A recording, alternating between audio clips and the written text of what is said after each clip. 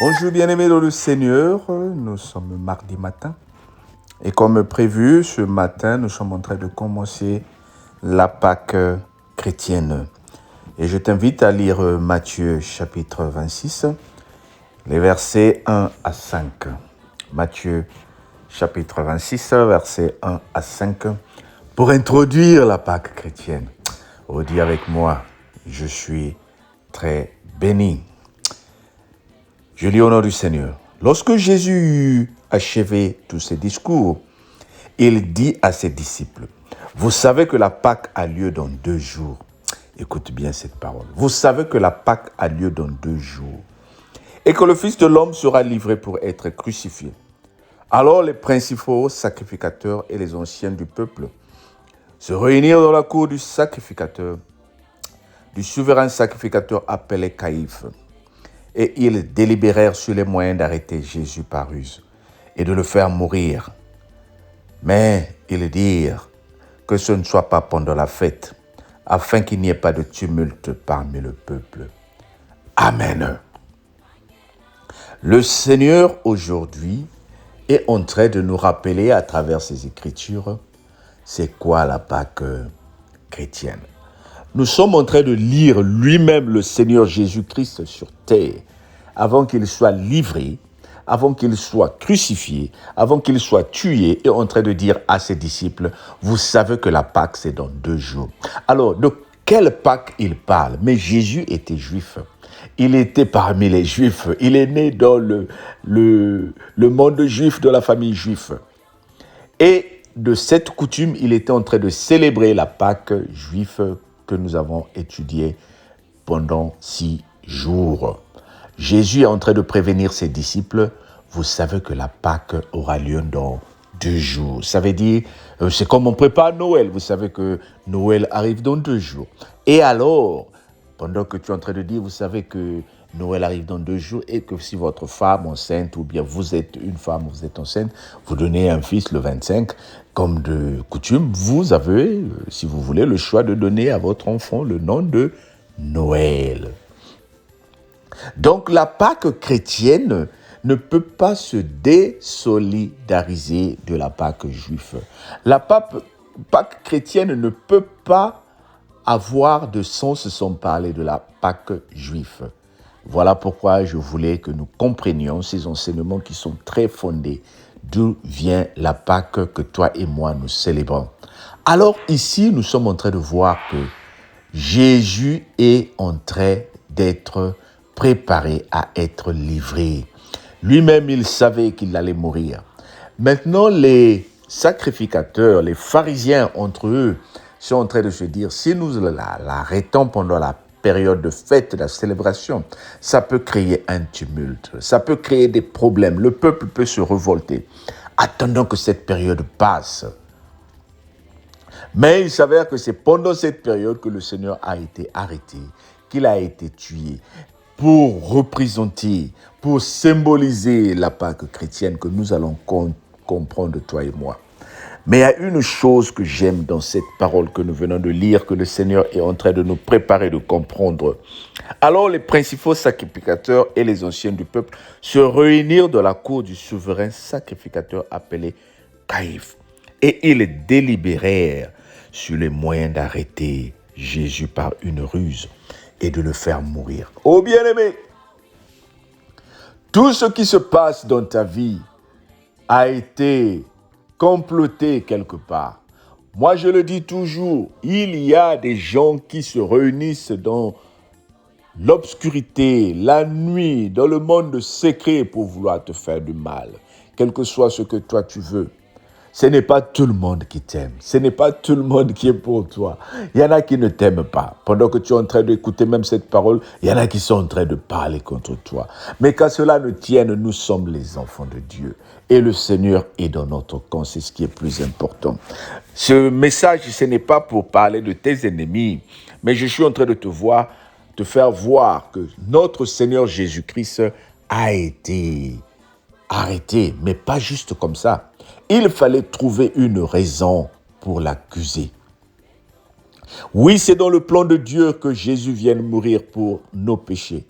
Maintenant, le monde qui est contre notre Seigneur, qui veut l'arrêter, est en train de chercher une ruse. Si Jésus, qui n'a pas commis le péché sur terre, si Jésus, qui a nourri les pauvres, qui a guéri les malades, qui a ressuscité les morts, est en train de susciter de la colère, les gens sont en train de se concentrer comment le finir. Oh, à plus forte raison, toi et moi. Tu te dis, mais je n'ai rien fait. Et pourtant, je ne fais juste que mon stage. Je suis juste en train de travailler. Mais pourquoi on me fait comme ça là? Mais pourquoi on ne m'aime pas? Oh bien-aimé, les gens ne vont pas t'aimer parce que tu as de la lumière. Cette lumière-là dérange. Le monde dans lequel nous sommes, c'est le monde des ténèbres. Et toutefois que tu amènes ta lumière, tu déranges. Il faut que le monde crée quelque chose pour te détruire. Il faut qu'il crée quelque chose pour te détruire. Alors lorsque les attaques, lorsque les accusations sont faites autour de toi, bien-aimé, ne t'inquiète pas. Souviens-toi seulement, nous sommes des chrétiens. Écoute-moi bien, tu n'es pas juif, mais tu es chrétien. Chrétien veut dire celui qui a accepté Jésus-Christ comme Seigneur et Sauveur. Chrétien veut dire celui qui vit à l'image de Jésus-Christ. Si Jésus a été tué, c'est que toi aussi tu dois être condamné. C'est que toi aussi on va t'accuser. Si Jésus n'a pas été supporté, c'est que toi aussi on ne va pas te supporter. Oh, comprends cela. Toi chrétien qui cherche l'amour partout. Ah, Nzololo Nabakwa est bien. Je veux rester bien avec tout le monde. Voilà pourquoi moi je me calme. Quel que soit où tu vas aller te cacher, cette lumière que tu as dérange.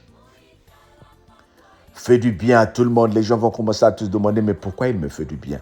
Il y en a même qui vont être énervés parce que tu leur fais du bien. Mais pourquoi c'est lui toujours qui bénit? Ne parle pas. Il y en a aussi qui vont se demander, mais pourquoi tu ne parles pas? Ris, tu vas voir aussi, il y en a qui vont se demander pourquoi elle rit ou pourquoi il rit. Tout ce que tu fais dérange. Que tu fasses du bien, que tu restes tranquille, ça va déranger. Alors tu vas me dire, c'est mieux de faire le mal. Même si tu fais le mal, ça va déranger. Mais nous ne sommes pas les enfants du mal. Nous sommes les enfants de la lumière, bien-aimés. Mais je veux te dire un secret. Jésus a été tué.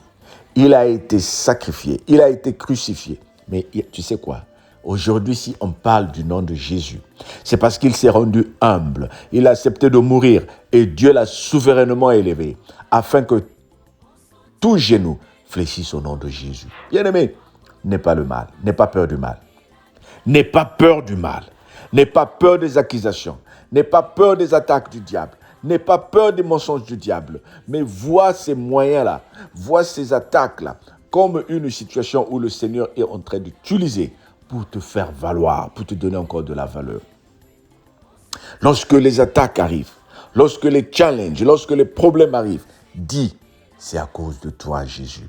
Et Jésus qui est en toi va te donner la victoire. Et Jésus qui est en toi va te sauver dans toutes ces situations-là. Sois fier lorsque les gens disent mal de toi. Sois fier lorsque les gens t'attaquent, parce que Dieu est dans ton camp. Dieu est avec toi. Il dit, vous savez que la Pâque a lieu dans 2 jours et que le Fils de l'homme sera livré pour être crucifié. À plus forte raison, toi et moi. Nous qui sommes ses disciples, nous qui sommes ses élèves, tu vas être livré, bien-aimé. Tu vas être crucifié. Tu vas être crucifié par les paroles. Tu vas être haï. Tu vas être critiqué. Mais que cela ne tienne. Jésus est avec toi. Cela ne veut pas dire que en tant que chrétien, nous allons souffrir. Non, nous allons progresser. Oh, je déclare à quelqu'un, toi, tu vas être béni. Je déclare à une personne, toi, tu vas progresser, tu seras riche, tu seras bien. Que les gens parlent, que les gens aboient. Le chien aboie, la caravane passe. Tu vas continuer à avancer. Ce stage que tu fais là, tu vas le finir. Ces études que tu fais, tu vas les finir.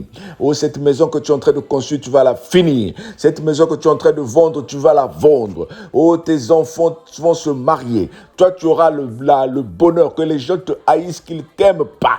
On s'en fout. Toi, tu es béni au nom de Jésus. Dis, je suis béni au nom de Jésus. Même si, dans un milieu, 20 personnes ne t'aiment pas, la seule personne qui t'aime est celle qui est avec toi. Réjouis-toi de la part du Seigneur. Réjouis-toi de la grâce du Seigneur. Réjouis-toi de la bonté du Seigneur. Parce que le Dieu que tu sers est un Dieu de vérité.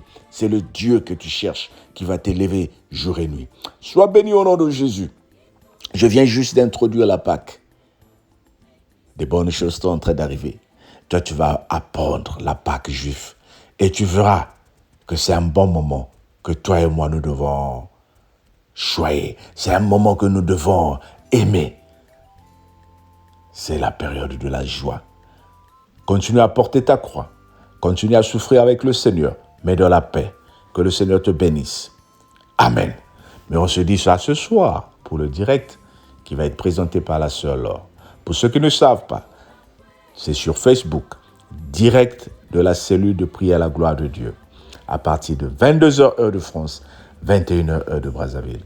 Sois béni et que le Seigneur te donne tout ce qu'il manque dans ta maison. Au nom de Jésus. Amen. Partage la vidéo et le Seigneur te bénira. Abonne-toi et le Seigneur te bénira.